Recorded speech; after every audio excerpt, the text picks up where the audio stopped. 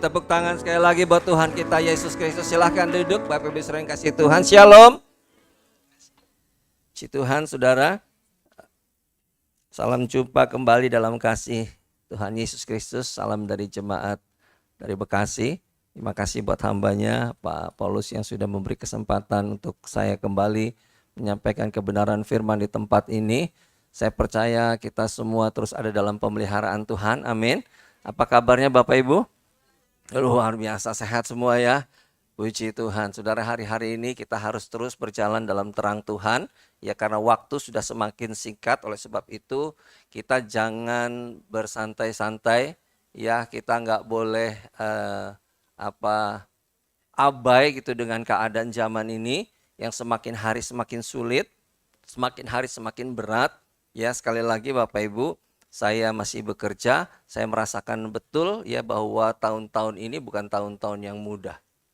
Challenging banget gitu ya buat kita, sehingga kita sungguh-sungguh harus menaruh harapan kita kepada Tuhan dan setiap kita harus terus berpegang kepada janjinya.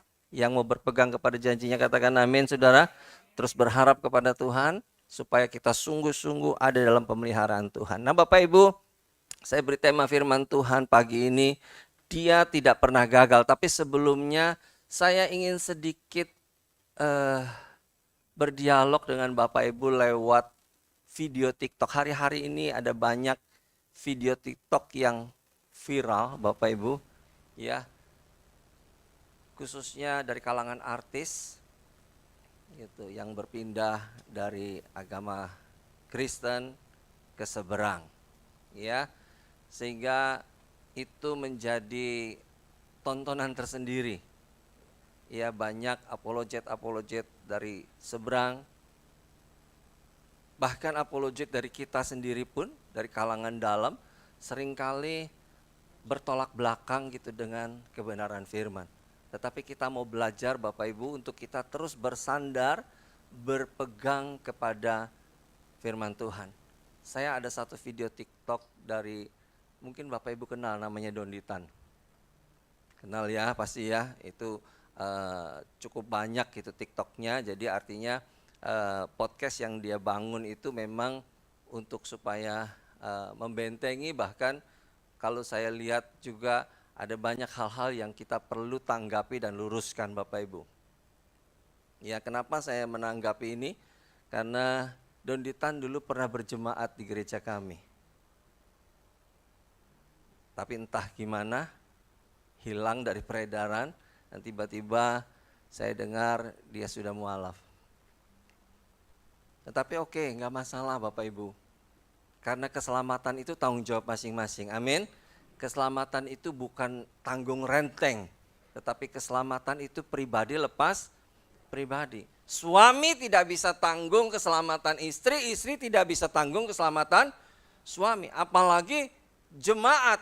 Wah, ditanggung semua sama gembala, nggak bisa. Gembala hanya bisa menyampaikan pada waktu kita masih sungguh-sungguh belajar bagaimana kita harus terus bergantung, berharap kepada Tuhan. Ya, ketika saudara berjemaat, maka inilah saatnya gembala punya kewajiban. Pak Paulus sebagai gembala punya kewajiban untuk mengingatkan kita, untuk kita terus bersandar kepada Tuhan, untuk kita terus percaya kepada Tuhan. Siapa namanya? Yesus Kristus. Amin, saudara. Itulah Tuhan, dialah Allah yang tidak boleh digoyahkan, yang tidak bisa digeser oleh apapun. Oleh sebab itu hari-hari ini ketika mungkin ada banyak orang yang hobi gitu ya, dengar atau lihat atau saksikan di handphone atau di laptop atau di mana saja, teknologi ini sedang memang marak gitu ya, sedang terus bertumbuh. Dan Tuhan izinkan teknologi ini berkembang dengan pesat karena firman Tuhan juga mengingatkan kepada kita bahwa kalau Tuhan mau datang itu Injil harus diberitakan sampai ke ujung bumi. Dan saya percaya hari-hari ini semua orang punya handphone. Mungkin hanya orang-orang pelosok gitu ya, orang-orang pedalaman sekali yang tidak dapat sinyal atau tidak ada pemancar, nggak ada internet, barangkali mereka nggak punya handphone. Tetapi selama terjangkau oleh sinyal handphone, sinyal internet maksudnya, maka saya percaya mereka pasti punya. Nggak usah jauh-jauh, sekarang saudara belanja di tukang sayur aja, sekarang sudah pakai QRIS. Betul apa betul Bapak Ibu? Iya, sekarang belanja terong aja berapa Pak? 10.000 pakai QRIS, ceklik gitu ya. Udah canggih saudara. Jadi nggak usah ngomong handphone itu jadi barang mewah lagi. Sekarang ini jadi kebutuhan. Hampir-hampir kalau kita ke mall, duit cash kita juga nggak kepake saudara. Betul ya? Banyak sekali sekarang mereka yang sudah nggak terima uang cash. Cashless saudara, semua pakai QRIS, Saya agak gaptek. Jadi kalau saya jalan-jalan saya harus bawa anak saya saudara, ya, untuk bisa pakai QRIS-nya itu di Dana. Memang ada mungkin di handphone ya, di tabungan, tapi biasanya itu sudah disisihkan gitu pakai dana khusus. Jadi anak saya yang bayar. Oleh sebab itu hari-hari ini kita sedang diajak untuk bagaimana kita belajar menyikapi perkembangan zaman. Teknologi diizinkan Tuhan terjadi supaya kita sungguh-sungguh bisa mengikuti perkembangan zaman dengan baik. Tetapi ada hal yang positif dari teknologi itu, ada hal yang negatif. Kalau kita gunakan dengan positif, maka saya percaya teknologi sangat membantu. Saya ketinggalan dompet Bapak Ibu, sekarang nggak terlalu pusing. Tapi kalau ketinggalan handphone, waduh, sakau saudara. Benar apa benar Bapak Ibu? Oh iya, tinggalan dompet santai aja. Walaupun di dalamnya memang ada SIM gitu ya. Selama kita nggak melanggar, mungkin aman di jalan. Tapi kalau sampai kita ketinggalan handphone, kita bela-belain balik lagi saudara.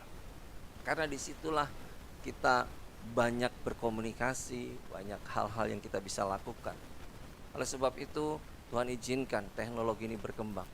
Iblis juga pakai itu saudara. Tuhan juga pakai untuk supaya pemberitaan firman Tuhan sampai ke ujung-ujung bumi. Tetapi sekali lagi karena waktunya sudah sangat singkat, teknologi juga dipakai untuk menyesatkan banyak orang. Untuk membuat orang semakin asik dengan handphonenya, dengan teknologi. Saudara bangun tidur, yang dicari apa? Apa saudara? Nah, lihat dulu status, lihat dulu ada WA masuk apa enggak. Betul ya Bapak Ibu? Wah, saudara jujur nih ya. Jadi saya percaya saudara hari-hari ini kita harus belajar bagaimana kita mendahulukan Tuhan. Bangun pagi, kita harus sapa dulu Tuhan. Yang mau sapa Tuhan katakan amin. Jangan sibuk handphone saudara. Tapi dahulukan tuh. Di gereja juga, tadi di himbauannya itu, matikan handphone. Jangan pegang handphone pada waktu kita beribadah. Kuat nggak saudara 2 jam nggak pegang handphone? Halo? Kuat ya? Ya, jangan sampai sakau di tempat ini gara-gara handphone ditaruh di tas saudara. Ya, sisihkan dulu, fokus sama firman. Amin. Sama ibadah. Karena waktunya cukup singkat, kita punya waktu buat beribadah kepada Tuhan. Nah saudara, saya tidak berpanjang lebar. Saya mau tampilkan dulu ya video TikTok yang saya tadi bilang dari Donitan. Sebagai orang cinta Yesus, lihat Yesus mau disalib. Boleh suaranya dikerasin ya? Bu, sebagai orang cinta Yesus, melihat Yesus mau disalib, secara manusiawi ibu pasti pengennya nolong supaya Yesus tidak disalib kan? Iya.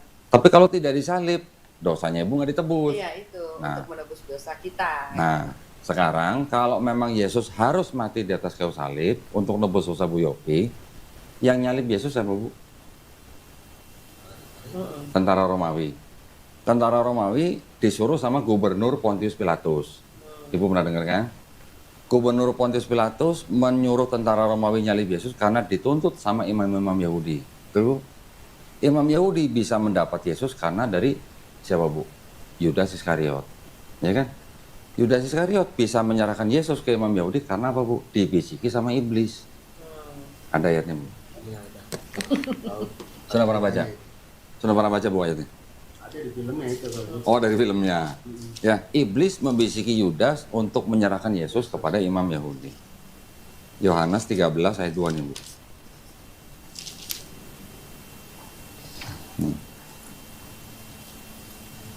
13 ayat 2. Mereka sedang makan bersama dan iblis telah membisikkan rencana dalam hati Yudas Iskariot, anak Simon, untuk mengkhianati dia.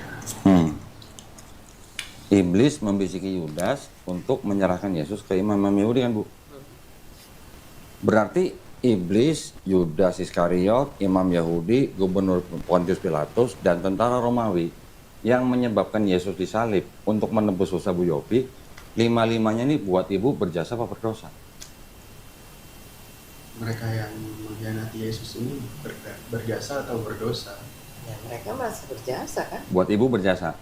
Ada iblis loh, Bu, di sini. Nggak kelihatan ya. Kalau iblis tidak membisiki Yudas, mungkin nggak Bu terjadi penyalipan? Kan tidak. Oh, ngejebak. Enggak, ini logika nggak Bu? Ini logika kan? Ayatnya ada. Iya. Ayatnya ada. Kalau ayatnya tidak ada, saya nggak berani ngomong. Tapi karena ada ayatnya, iblis membisiki Yudas, Yudas menyerahkan Yesus ke imam Yahudi menyerahkan ke Pontius Pilatus menyerahkan ke tentara Romawi, akhirnya Yesus salib. Untuk apa? Untuk menebus dosa Bu Yopi. Oke, saudara, menurut saudara 5 figur tadi itu iblis, Yudas, lalu imam-imam Yahudi, Pontius Pilatus, tentara Romawi, kira-kira berjasa apa enggak Bapak Ibu? Tadi menurut Ibu Yopi, oh iya ya berjasa ternyata ya. Betul apa salah Bapak Ibu? Kan kalau Yesus nggak mati, maka saudara dan saya tidak diselamatkan. Itu kata firman loh. Betul ya? Karena setiap keselamatan atau keselamatan itu hanya bisa dilakukan dengan korban darah. Darah Yesus Kristus. Jadi 5 pribadi ini yang tadi disebutkan, menurut Bapak Ibu berjasa atau tidak? Halo? Yang bilang berjasa. Oh berjasa gitu ya. Yang bilang tidak. Nah, tidak. Kenapa Bapak Ibu? Ya, kenapa berjasa, kenapa tidak? Kalau cara berpikir kita dangkal, maka seperti tadi Ibu Yopi. Makanya kita harus baca firman. Amin. Di sini ada kan ya kegiatan baca firman setiap hari. Seperti lagu sekolah minggu itu. Apa? Baca kitab suci, doa tiap hari, doa tiap hari, doa tiap hari. Baca kitab suci, doa tiap hari. Kalau mau apa? Amin, saudara. Kalau mau tumbuh, baca kitab suci, doa tiap hari. Siapa yang baca kitab suci tiap hari? Doa tiap hari. Jujur, saudara. Ya. Baca kitab suci, doa tiap hari, maka engkau akan bertumbuh. Kita akan tahu kebenaran firman. Yesus itu mati bukan karena 5 pribadi tadi. Tetapi memang sudah direncanakan sejak awal, dialah Alfa dan Omega. Amin. Ketika manusia jatuh ke dalam dosa, Adam dan Hawa bersembunyi. Dia tidak berani berhadap-hadapan dengan Allah karena hilang kemuliaan Allah. Lalu Adam dan Hawa pakai baju dari daun-daunan. Dan sejak saat itu korban darah itu sudah mulai diperkenalkan, tetapi belum dibuka secara keseluruhan. Allah menyediakan pakaian buat mereka dari kulit binatang. Biasanya yang dipakai itu kulit domba kalau buat baju. Itu ada korban darah. Berarti saat itu sudah mulai di-spill, saudara. Ya, darah itu tercurah untuk menutup dosa manusia. Dan lebih daripada itu, kalau saudara perhatikan apa yang kita baca dalam kitab Kejadian, bahwa ketika manusia jatuh ke dalam dosa, mereka makan apa? Buah pohon pengetahuan yang baik dan yang jahat. Itu bicara tentang Roh Kudus yang di kemudian hari yang sudah diambil alih oleh manusia, sehingga iblis memanipulasi dan berkata, sekali-kali kamu tidak akan mati. Padahal firman Tuhan, firman Allah kepada Adam apa? Kalau kamu makan buah pohon pengetahuan yang baik dan yang jahat, maka kamu akan mati. Ya Bapak Ibu, tetapi manusia melanggar. Manusia tidak taat kepada Tuhan. Sehingga manusia jatuh ke dalam dosa. Oleh sebab itu, di dalam kitab Kejadian pasal yang ketiga, coba kita sedikit baca Bapak Ibu. Kejadian pasal yang ketiga.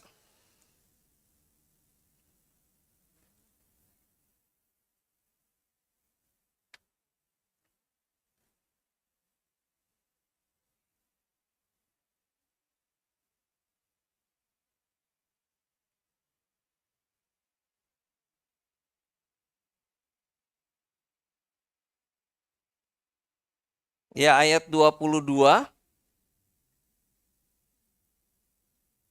Dikatakan di situ, berfirmanlah Tuhan Allah. Sesungguhnya apa? Manusia itu telah menjadi salah satu dari kita. Seperti salah satu dari kita. Tahu tentang yang baik dan yang jahat. Maka sekarang jangan sampai ia mengulurkan tangannya dan mengambil pula dari buah pohon kehidupan. Saya mau tanya dulu sampai di situ dulu. Siapa itu pohon kehidupan? Siapa itu pohon kehidupan? Yang suka baca firman tadi yang angkat tangan. Siapa itu pohon kehidupan? Bicara tentang siapa? Yesus Kristus. Amin Bapak Ibu. Jadi sejak awal Yesus itu sudah dipersiapkan Allah untuk menebus dosa manusia. Tetapi belum waktunya untuk di-announce atau dipublikasi. Sehingga itu Tuhan skip. Jangan sampai manusia menjamah dari pohon kehidupan. Kalau saudara baca di ayat berikutnya. Ya, dikatakan di situ. Maka sekarang jangan sampai ia mengulurkan tangannya, mengambil pula dari buah pohon kehidupan itu dan memakannya sehingga apa? Ia hidup untuk selama-lamanya. Tadi bicara pohon kehidupan itu representasi atau menggambarkan Kristus. Amin. Dengan korban darah, karya keselamatan itu, sehingga hari ini saudara hidup kekal selama-lamanya. Kalau saudara pertahankan iman saudara sampai akhir, maka janji keselamatan itu diberikan buat setiap kita. Yang mengerti katakan amin saudara. Oleh sebab itu tidak ada kata bahwa ada orang yang berjasa atas keselamatan orang-orang percaya. Allah sendiri yang merancangkan keselamatan itu buat setiap kita. Amin. Amin Bapak Ibu. Kasih salam dulu kanan kiri, bilang Allah yang merancangkan keselamatan buat kamu. Amin saudara. Bukan siapa-siapa. Bahkan firman Tuhan bilang kamu sudah dipilih sebelum dunia dijadikan. Tetapi ketika kita menjalaninya, apakah kita sungguh-sungguh terus percaya sampai akhir? Kalau kita percaya sampai akhir, maka rancangannya itu ya dan amin. Dia sudah memilih saudara sebelum dunia dijadikan. Dia tahu siapa kita. Sehingga kematian Kristus yang sebentar lagi kita akan peringati. Jumat Agung tanggal 18. Itu mengingatkan kita bahwa Yesus dia Allah yang tidak pernah gagal. Amin Bapak Ibu.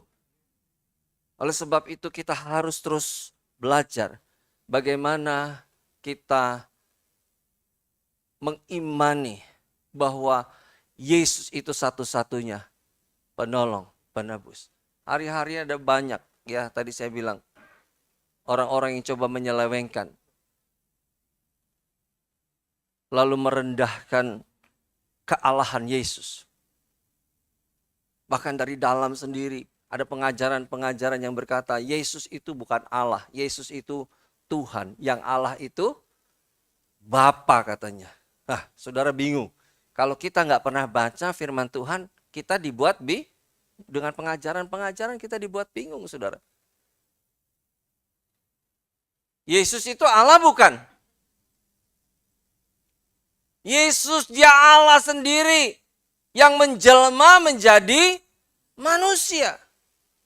Kalau ada orang bilang membeda-bedakan antara Allah Bapa dengan Tuhan, mari lebih banyak baca firman. Jangan dipenggal-penggal, jangan dipotong-potong. Karena firman Tuhan dengan tegas pada waktu Filipus tanya, Yesus perlihatkan Bapa kepadaku. Yesus marah kepada Filipus dan bilang, Filipus engkau sudah lama ikut aku. Kalau engkau lihat aku, kata Tuhan, kata Yesus, engkau sudah lihat Bapa. Amin. Artinya tidak ada perbedaan antara Yesus dan Bapa, hanya perannya saja pada waktu masa Bapa memerintah. Dia berdaulat sepenuhnya. Begitu juga dengan masa pemerintahan Yesus Kristus. Dia berdaulat sepenuhnya. Dia Allah 100%. Dia juga manusia 100%. Untuk apa? Supaya dia bisa memberitahukan bagaimana rasanya sebagai manusia. Dia ikut berempati dengan saudara. Dia tidak hanya tinggal di surga dan memerintah. Tetapi dia berempati dengan saudara. Supaya dia ikut merasakan penderitaan kita. Oleh sebab itu, hari ini kita mau belajar bahwa rancangan Tuhan itu tidak pernah gagal. Dia sudah rancangkan dalam kitab Yesaya 53 ayat 1 sampai ayat yang ke-12. Boleh kita buka firman Tuhan supaya kita sama-sama kembali membaca firman Tuhan. Yesaya 53.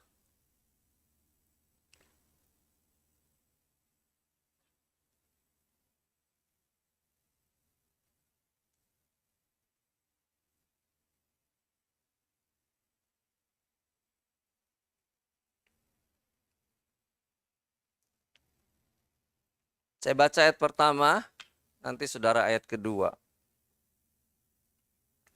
Kita akan sampai ayat yang ke-12. Siapakah yang percaya kepada berita yang kami dengar dan kepada siapakah tangan kekuasaan Tuhan dinyatakan? Dua saudara?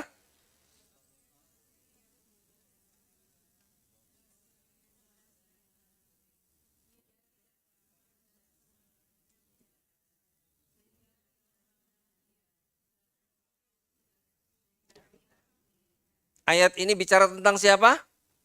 Bicara tentang Yesus. Artinya Yesus itu sudah sediakan Allah atau Allah itu sudah berinisiatif untuk menebus dosa manusia. 500-600 tahun yang lalu itu sudah dicatat di dalam kitab Yesaya. Katakan amin saudara. Sebelum Masehi itu sudah dicatat kitab itu. Sebelum Yesus lahir, Yesaya sudah menubuatkan itu. Bahwa Allah berinisiatif sejak mulanya menebus dosa manusia. Kalau saudara ingat cerita Kain dan Habil, guru sekolah minggu seringkali bikin ilustrasi gambar, ya persembahan Kain itu bengkok-bengkok. Kenapa? Karena dia mempersembahkan hasil bumi, sayur-sayuran, buah-buahan gitu ya, tumbuh-tumbuhan. Gambarnya bengkok-bengkok. Tapi untuk Habil gambarnya asapnya lurus. Dan mungkin guru sekolah minggu, saya juga waktu sekolah minggu diajarkan begitu. Persembahan Kain tidak diterima Tuhan. Tetapi persembahan Habil diterima Tuhan. Hanya sampai di situ Bapak Ibu. Tetapi kalau kita mengerti maknanya dengan dalam. Dan Tuhan juga firman Tuhan gak pernah bilang bahwa persembahan Kain itu tidak diterima. Enggak loh. Hanya tidak diindahkan. Tapi persembahan Habil diindahkan Tuhan. Untuk apa? Supaya kita fokus. Disitulah Habil mempersembahkan apa? domba sulung. Itu bicara, itu menggambarkan kematian Kristus. Sejak awalnya Yesus itu sudah disediakan, tetapi belum dibuka secara utuh. Baru di era Yesus lahir, kita tahu, oh dialah anak domba Allah. Ketika Abraham mempersembahkan Ishak, yang dipersoalkan oleh banyak orang, hanya mana yang benar, yang dipersembahkan Ishak atau Ismail. Berebut itu saudara, sampai berantem hari ini gak selesai-selesai itu. Siapa yang percaya mempersembahkan Ishak, siapa yang percaya mempersembahkan Ismail. Tetapi sesungguhnya kita lupa bahwa Tuhan menyediakan apa? Domba. Itulah yang sesungguhnya yang Tuhan sedang ajarkan kepada kita. Ya, kita mungkin berupaya, kita mungkin ada challenge dari Tuhan, tetapi Tuhan sudah menyediakan anak domba Allah yang menjadi korban pengganti saudara dan saya. Amin. Oleh sebab itu kita harus percaya 100% Dia Allah dan rancangannya tidak pernah gagal. Amin.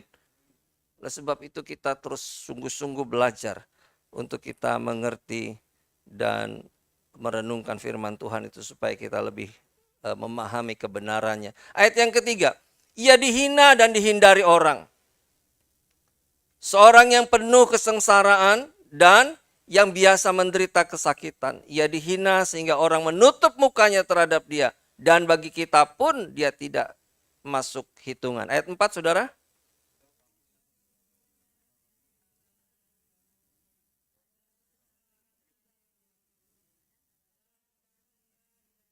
Ya saudara, firman Tuhan bilang orang yang digantung di kayu salib itu orang yang terkutuk. Dan itu juga dijadikan polemik.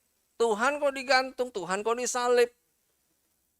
Padahal firman Tuhan sudah mengingatkan bahwa anak manusia akan digantung antara langit dan bumi. Itu bicara tentang salib. Sesungguhnya penderitaan saudara, penyakit saudara yang ditanggung, kesengsaraan kitalah yang ditanggungnya. Yang bersyukur katakan amin. Kasih salam lagi kanan kiri bilang, penyakit kamu ditanggung Tuhan, kesengsaraan kamu ditanggung Tuhan. Amin. Penderitaan saudara dan saya ditanggung Tuhan. Oleh kematian Kristus, Dia menanggung setiap kesalahan dan pelanggaran kita. Oleh sebab itu, jangan pernah iman kita di downgrade kepada Kristus. Amin, saudara. Jangan pernah digantikan posisi Yesus dengan Allah-Allah yang lain. Yesus dialah Allah. Allah kita namanya Yesus. Lanjut ayat yang ke-5 saya akan bacakan. Tetapi dia tertikam oleh karena pemberontakan kita. Dia diremukan oleh karena kejahatan kita. Ganjaran yang mendatangkan keselamatan bagi kita ditimpakan kepadanya. Dan oleh bilur-bilurnya kita, saudara dan saya, jadi sembuh. Amin. Sakit apa? Ada sakit hati? Kepahitan? Atau sakit fisik? Sakit jasmani, sakit rohani. Kalau kita datang kepada Tuhan, oleh bilur-bilurnya kamu sembuh. Amin Bapak Ibu.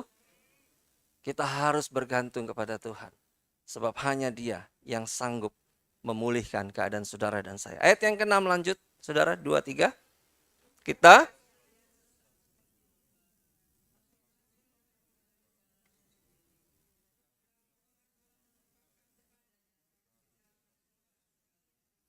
Dia dianiaya, tetapi dia membiarkan diri ditindas dan tidak membuka mulutnya seperti anak domba yang dibawa ke pembantaian. Seperti induk domba yang keluh di depan orang-orang yang menggunting bulunya. Ia tidak membuka mulutnya. 8 saudara.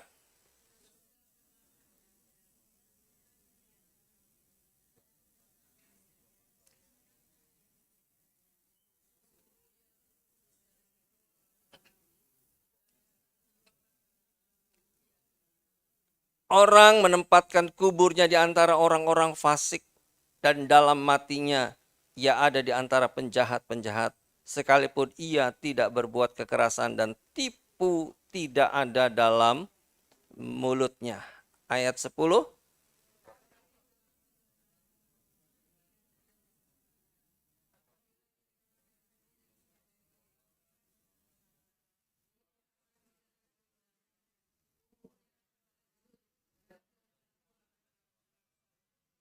Sesudah kesusahan jiwanya ia akan melihat terang dan menjadi puas, dan hambaku itu sebagai orang yang benar akan membenarkan banyak orang oleh hikmatnya, dan kejahatan mereka dia pikul. Sama-sama 12.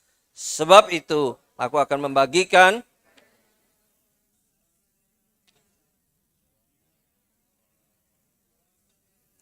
yaitu sebagai ganti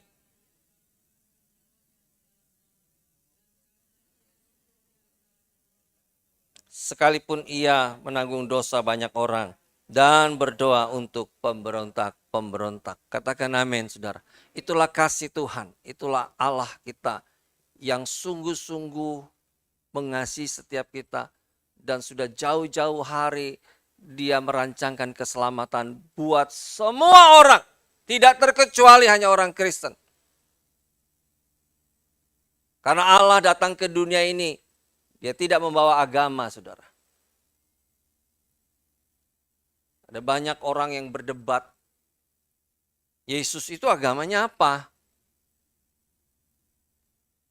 Agamanya apa, saudara? Yesus agamanya apa? Ini di TikTok, saudara. Agamanya apa Yesus? Allah tidak pernah bawa agama. Yesus Kristus, pada waktu murid-muridnya mengikuti dia, kata Kristen itu muncul sebagai olok-olok. Oh, ini pengikut Kristus. Ini dia pengikut Kristus. Sehingga saat itulah mulai orang disebut Kristen. Dan di bangsa ini kita harus beragama. Ada agama-agama yang diakui. Tetapi sekali lagi, Allah tidak pernah membawa agama. Tetapi Allah membawa keselamatan buat banyak orang. Amin. Buat seluruh manusia. Barang siapa yang percaya, dia tidak binasa, tetapi beroleh hidup yang kekal. Oleh sebab itu Bapak Ibu sering kasih Tuhan, jangan pernah kita digoyahkan iman kita oleh berbagai macam ajaran sehingga kita mulai pusing. Nah saudara, sekali lagi tema kita pagi ini, dia tidak pernah gagal. Jauh-jauh hari dia sudah merancangkan kebaikan buat setiap kita. Bahkan sampai hari ini, janjinya itu ya dan amin.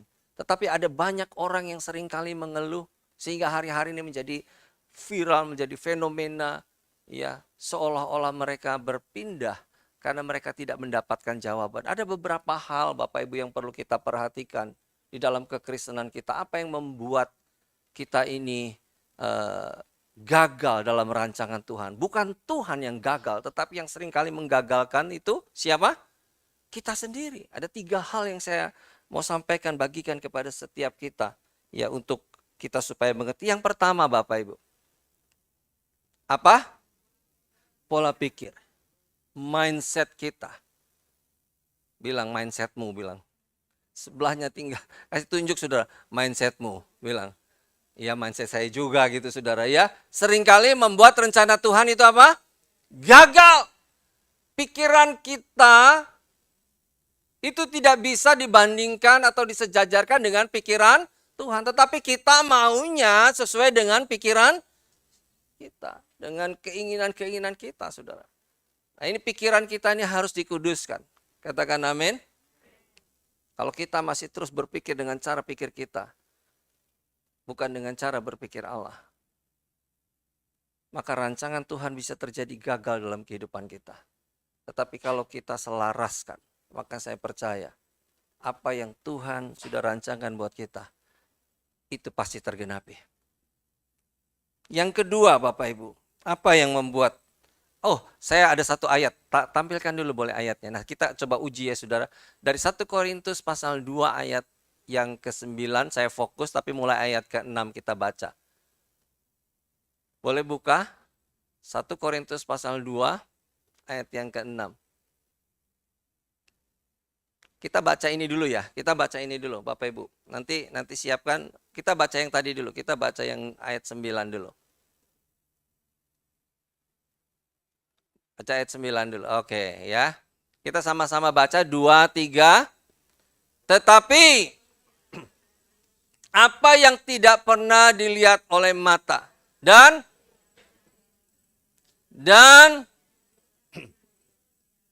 semua yang disediakan Allah untuk mereka yang mengasihi Dia. Yang mengerti katakan amin. Nah, saudara, kalau baca ayat ini kira-kira apa menurut pandangan saudara?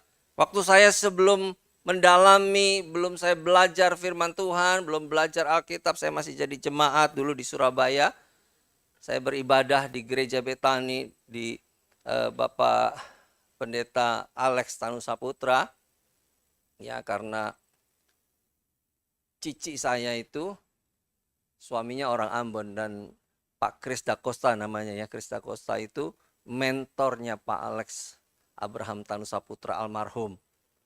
Ya, dia sering sekali menyampaikan tentang ayat ini dengan membawa imajinasi kepada kita, yaitu iman yang mencipta, iman yang mencipta. Apa yang tidak pernah kamu lihat, apa yang tidak pernah kamu dengar, apa yang tidak pernah timbul di dalam hati, itu disediakan Allah buat orang yang mengasihi Tuhan. Dan saya sebagai orang Kristen, itu bergairah dengan ayat ini. Saudara bergairah enggak? Bergairah enggak? Menurut Bapak Ibu ini kira-kira bicara tentang apa sih ayat ini? Boleh Bapak yang duduk paling depan, karena paling depan jadi paling pertama ditanya. Ayat yang ke-9 tadi baca enggak Pak? Mau baca ulang enggak? Ikut baca enggak Pak? Pak siapa? Pak Wiwin. Tadi ikut baca Pak? Ayat tadi? Baca ya? Oke, menurut Pak Wiwin, itu bicara tentang apa ayat 9 itu? Apa yang tidak pernah dilihat mata, apa yang tidak pernah didengar telinga, apa yang tidak pernah timbul dalam hati, itu disediakan Allah bagi orang yang mengasihi Dia. Apa? Percaya tentang kepercayaan. Tentang kepercayaan. Terus apa lagi? Apa lagi? Tahu.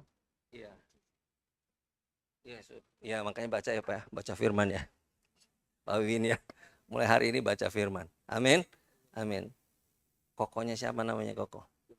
Yonatan. Menurut Ko Yonatan nih apa nih kira-kira? Nggak paham.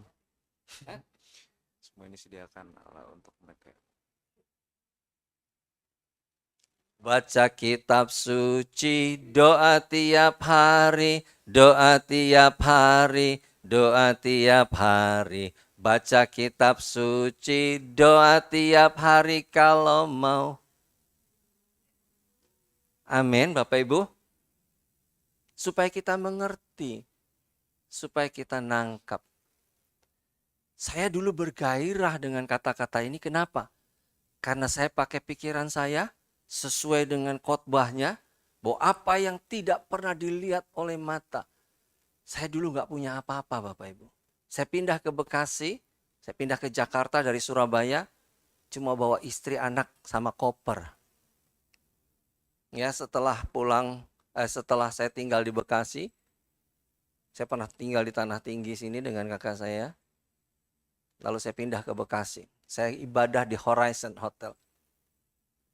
Bawahnya itu mall. Ya, di Horizon Hotel itu bawahnya mall. Jadi habis pulang dari ibadah langsung ke mall. Dan banyak gereja-gereja sekarang dibuat di mall-mall supaya apa? Satu paket saudara ya. Satu paket, nggak bolak-balik, kita ongkosnya sekalian. Ibadah dan jalan-jalan gitu, pelesiran ya. Saya juga begitu. Saya nggak punya apa-apa, dari rumah jauh saudara. Naik angkot. Saya punya anak yang pertama yang besar itu masih kecil. Saya masih sering dengar kata-kata ini. Dan itu membuat cara berpikir saya, energinya itu, wah mindset saya exciting gitu saudara. Lalu di bawah itu ada pameran mobil. Ya, setiap mall biasanya suka ada tuh mall-mall besar tuh ya. Mall Bekasi, di bawahnya ada pameran mobil. Oh, anak saya senang banget kalau lihat ada mobil baru saudara, karena nggak punya kan. naik angkot kan. Wah, dia buka pintunya, dia langsung masuk. Lalu saya mulai tumpangi tangan tuh mobil. Apa yang tidak pernah dilihat mata, apa yang tidak pernah didengar telinga, apa yang tidak pernah timbul dalam hati, disediakan Allah. Kalau kita kurang memahami firman, mindset kita akan seperti itu. Tapi nggak apa-apa saudara, untuk dasarnya boleh, saya bersyukur gitu ya. Dengan ayat ini saya diberkati. Ya, oh saya punya mobil, saya punya rumah, karena dulu didoktrin seperti itu. Yang tidak punya mobil, siapa yang nggak punya mobil ini? Pulang punya mobil. Kita langsung bilang, yes. Yang belum punya rumah, pulang dari tempat ini, saudara punya rumah. Kita bilang, gairahnya luar biasa saudara dengar ayat ini. Tapi sesungguhnya, kalau kita baca, artinya saudara kalau kita mengambil secara hurufiah saja, oke lah, nggak apa-apa. Ya, saya bukan anti berkat gitu ya, prosperity, bukan. Tuhan pasti memberkati saudara, amin. Tetapi jangan kita salah menafsirkan ayat-ayat yang kita baca untuk kesenangan kita. Kalau ayat-ayat firman Tuhan yang disampaikan, teguran-teguran, kita mulai bilang, ini pendetanya ya membosankan. Ini pendetanya rese, ngomongin yang itu lagi, itu lagi. Tetapi kalau bicara tentang berkat, kita bergairah. Tetapi saya mau ajak kita semua, Tuhan sudah sediakan berkatnya kita masing-masing. Amin. Kalau kita sungguh-sungguh percaya kepada Tuhan, maka Dia Allah, Jehovah Jireh, Allah yang menyediakan. Nah saudara, kalau kita belajar dari ayat ini, sesungguhnya ini bicara tentang apa? Boleh kita baca ayat yang ke-6. Yuk mundur sedikit. Oke, kita baca sama-sama 2-3. Sungguh pun kami memberitakan hikmat di kalangan mereka yang telah matang, yaitu hikmat yang bukan dari dunia ini. Kalau hikmat kita masih pakai hikmat dunia, maka cara berpikir kita seperti itu. Tetapi kalau kita mulai pakai hikmat Allah, maka kita akan diubah mindsetnya, pikirannya akan diubah. Lanjut, dan yang bukan, yaitu ayat 7. Tetapi yang tersembunyi dan rahasia yang sebelum dunia dijadikan telah disediakan Allah bagi. Nah saudara, kalau renungkan ayat ini, siapa yang tersembunyi dan rahasia yang sebelum dunia dijadikan telah disediakan buat saudara dan saya? Siapa dia? Yesus. Ayat 9 tadi itu bicara tentang Yesus, bukan bicara tentang mobil, bukan bicara tentang apartemen, bukan bicara tentang hal-hal yang lain. Bukan hal-hal yang materi, jasmani. Tetapi ayat ke-9 itu menegaskan kepada kita. Lanjut ayat yang ke-8 dulu, supaya kita lebih terang dan jelas. Lanjut, baca 2-3. Tidak ada dari penguasa dunia ini yang mengenalnya. Ini lebih terang saudara. Katakan amin. Ini lebih jelas untuk mengkonfirmasi ayat 9 tadi tujuannya apa. Lalu, sebab kalau sekiranya mereka mengenalnya, mereka tidak menyalibkan Tuhan yang mulia. Katakan amin. Jadi ayat 9 itu menegaskan, mengkonfirmasi tentang Yesus. Sehingga ayat 9 itu muncul. Apa yang tidak pernah? Klik 9. Iya, apa yang tidak pernah dilihat mata, didengar telinga, tidak timbul dari dalam hati manusia. Disediakan Yesus buat saudara dan saya. Amin. Kita mungkin nggak pernah lihat Tuhan. Kita nggak pernah lihat Yesus. Tapi oleh karena imanmu, Tuhan sediakan keselamatan itu. Amin. Saya dulu bukan orang benar, saudara. Saya orang berdosa. Saya orang yang hidupnya kacau. Nggak pernah timbul dalam hati saya bisa berkhotbah. Dulu pemabuk. Tetapi yang tidak pernah dilihat mata, tidak pernah didengar telinga, tidak timbul dalam hati manusia, disediakan bagi setiap kita yang mengasihi. Amin. Dan kalau Tuhan sediakan karya keselamatannya itu, maka paket lengkapnya disediakan buat saudara. Berkat surgawi dan berkat jasmani juga ada buat setiap kita. Amin. Karena Tuhan menghendaki supaya kita diberkati dan menjadi berkat. Amin. Supaya kita bisa memuliakan Tuhan. Kembali kepada slide-nya. Yang kedua, saudara, tadi yang pertama apa? Pikiran, pola pikir. Yang kedua, keinginan. Manusia, alamiah kita, menginginkan hal-hal yang enak, hal-hal yang baik di dunia ini. Dan bahkan orang menghalalkan segala cara karena berpikir hidup di dunia ini sekali. Kalau ada kesempatan, kapan lagi kita nggak ambil? Sehingga ada banyak orang yang hari-hari ini terjebak dengan keinginan-keinginannya sendiri. Tetapi saya berdoa buat setiap kita, supaya jangan sampai keinginan kita itu menjebak kita sehingga Dia, Allah kita, yang sesungguhnya tidak pernah gagal dengan rancangannya, kita gagalkan karena keinginan-keinginan kita sendiri. Kita harus banyak berdoa. Boleh klik berikutnya ayatnya. Roma 8 ayat 5-8. Kita baca firman Tuhan. Dibuka ayatnya, silakan. Supaya kita banyak baca firman Tuhan. Ayat 5, sama-sama. 2, 3. Sebab mereka yang hidup menurut daging memikirkan hal-hal dari daging.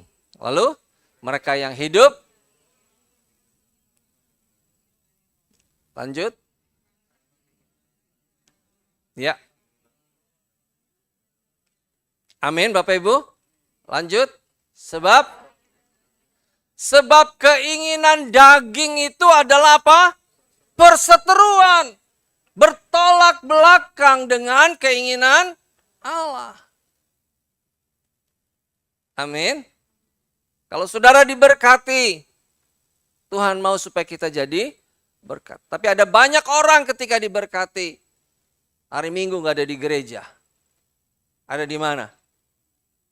Puncak, teriaknya kenceng, saudara. Ya, lagi belum punya mobil aja rajin ke gereja. Ya, minta doa Pak Paulus, doakan Pak Paulus supaya diberkati. Begitu diberkati, ada mobil. Kemana nggak kelihatan? Ada di mana tadi Pak? Bandung, Puncak. Ya, pelesiran terus. Boleh pelesiran Bapak Ibu. Boleh. Tapi dahulukan Tuhan. Amin. Kita juga manusia perlu refreshing, healing gitu ya, perlu. Tapi kalau waktu kita dihabiskan untuk yang itu aja, maka kita sedang bertolak belakang dengan keinginan Tuhan. Katakan amin Bapak Ibu.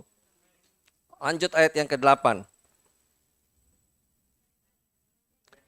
Mereka yang hidup tidak mungkin, ini klaim yang pasti saudara. Ya, mereka yang hidup dalam daging tidak mungkin, gak ada kata tawar-menawar. Tidak mungkin berkenan kepada Allah. Kalau saudara mau berkenan, mari ikuti cara berpikir Tuhan. Mari ikuti keinginan-keinginan Tuhan. Amin saudara. Jangan pernah kita terus memaksakan diri kita. Boleh klik berikutnya. Ayat Galatia 5 ayat 17 bagian A tadi. Sekali lagi. 2-3 bagian A saja. 2-3 sebab berlawanan dengan keinginan roh. Amin Bapak Ibu. Keinginan roh maunya kita bersekutu dengan Tuhan. Memuji, menyembah Tuhan. Tapi keinginan daging. Pengennya kita jalan-jalan. Pengennya kita hidup enak. Pengennya kita ngelencer kemana-mana. Tetapi kita berdoa. Kita mulai selaraskan keinginan-keinginan Tuhan dengan keinginan kita. Amin. Lanjut berikutnya yang ketiga. Apa yang menghambat atau membuat rencana Tuhan itu gagal? Apa saudara? Dosa. Yang ketiga, ini yang paling serius. Kalau kita bergaul dengan dosa, maka sudah bisa dipastikan rencana Tuhan gagal buat saudara. Bukan Tuhan yang gagal, tetapi kita yang menggagalkan rancangan Tuhan. Hari-hari ini ada banyak orang gitu ya yang mengabaikan tentang dosa. Dosa-dosa kecil nggak apa-apa, dosa-dosa dikit nggak apa-apa. Ada dosa putih katanya gitu kan? Betul ya saudara, ada dosa putih? Belinya di mana sudah dosa putih itu? Dosa tetap dosa. Kecil, besar, tetap ada akibat yang harus kita tanggung akibat dosa itu. Oleh sebab itu jangan pernah kita kompromi dengan dosa. Kalau kita bergaul dengan dosa, sudah pasti rencana Tuhan itu gagal dalam kehidupan kita. Tetapi kalau kita sungguh-sungguh mau ya menyerahkan setiap persoalan kita, pergumulan kita kepada Tuhan. Jumat Agung besok kematian Yesus. Ya mati buat saudara dan saya, menebus dosa kita. Dan setiap kali Yesus melayani, yang pertama-tama dia sebutkan itu, mengingatkan kepada setiap orang yang dilawat itu. Jangan apa? Berbuat dosa lagi. Mungkin setiap kita pernah ada kesalahan, ada dosa. Tetapi kalau kita sadar, kita insaf, kita bertobat. Tuhan ingatkan kepada kita, jangan berbuat dosa lagi. Dia Allah yang tidak mau dipermainkan. Firman Tuhan bilang jangan sesat. Sebab Allah tidak mau dipermainkan. Sekalipun ada ayat yang bilang kalau kita berdosa, kita minta ampun, dia adalah Allah yang setia dan adil. Dia pasti mengampuni. Tetapi kalau kita sengaja berulang-ulang lakukan dosa, apalagi dosanya itu aja, bukan berarti boleh dosa yang lain, bukan. Kita sadar kita berbuat dosa, terus kita berbuat dosa, maka sudah pasti rencana Tuhan gagal. Khususnya karya terbesar, yaitu keselamatan. Yang tadinya sudah diberikan kepada setiap kita. Itu hilang. Kalau hari ini namamu tercatat di surga, kita bersuka cita, amin. Jangan sampai nama kita dicoret akibat dosa. Karena Tuhan tidak bisa bergaul dengan dosa. Dia kudus adanya. Makanya firman Tuhan bilang, kuduslah kamu sebab aku kudus, kata Tuhan. Yesaya, boleh klik berikutnya. Firman Tuhan. Yesaya 59 ayat 2, boleh baca sama-sama, 2, 3. Tetapi yang merupakan pemisah antara kamu dan ialah segala kejahatanmu dan yang membuat dia menyembunyikan diri dari kamu sehingga ia tidak mendengar ialah dosamu. Ada waktu untuk kita belajar sungguh-sungguh minta ampun sama Tuhan. Dan setiap hari seharusnya sadar atau tidak sadar mungkin kita melakukan kesalahan. Kita datang kepada Tuhan minta ampun. Amin. Karena gak ada seorang pun yang sampai hari ini sempurna. Pasti ada salahnya. Itu disengaja atau tidak disengaja, pasti ada salahnya. Tetapi kita belajar setiap bangun pagi, memulai kesibukan aktivitas kita. Kita minta ampun sama Tuhan. Minta supaya perjalanan hidup kita dituntut, diarahkan Tuhan. Seperti kata firman Tuhan. Oh, firman Tuhan itu pelita, terang bagi jalan-jalan kita. Amin Bapak Ibu. Firman-Mu pelita bagi kakiku, terang bagi jalanku. Firman-Mu pelita bagi kakiku, terang bagi jalanku. Lanjutnya apa? Waktu ku bimbang dan hilang jalanku, Dia tetap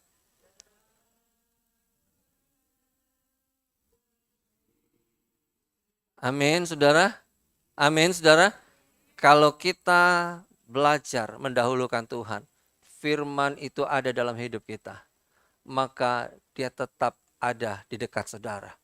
Dia mengarahkan saudara untuk kita terus hidup benar di hadapan Tuhan. Sebagai penutup 3 hal yang kita diingatkan oleh Tuhan. Yang pertama, boleh klik. Iya, ada 3 yang kita harus perhatikan. Yang pertama apa? Pakai pikiran Kristus. Amin Bapak Ibu. Yang kedua apa? Hidup selaras dengan kehendak Allah. Lalu, hidup benar di hadapan Tuhan. Jangan pernah kompromi dengan dosa. Amsal 10 ayat 6a berkata apa? Berkat ada. Ayo sama-sama saudara, kita mendeklarasikan firman Tuhan ini buat kehidupan setiap kita. Kalau saudara jadi orang benar, maka berkat ada di atas. Saudara bangkit berdiri. Saudara angkat tangannya. Tangan kanan saudara. Dan saudara mulai klaim janji firman Tuhan. Letakkan di kepala saudara. Dan bilang. 2, 3 apa? Berkat ada di atas kepala orang benar. Sekali lagi, berkat ada di atas kepala orang benar. Kita kasih tepuk tangan dulu buat Tuhan kita Yesus Kristus. Saya undang hamba-hambanya, para pemuji boleh maju ke depan. Kita tutup firman Tuhan pagi ini. Kita angkat pujian How Great is Our God. How great is our God. Sing with me, how great is our God. Oh, we sing, how great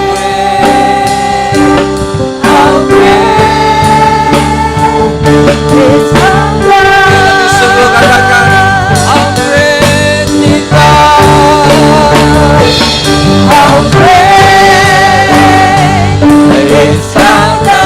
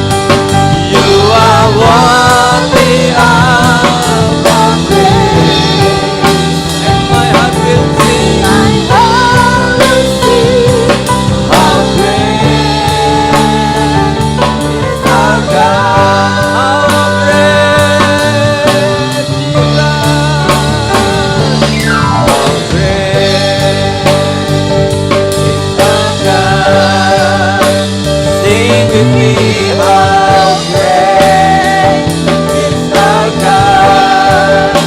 All with me, how great is our God.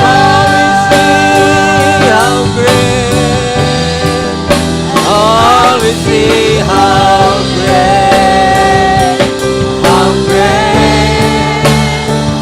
is our God. All with me, how great, all with me, how great, how great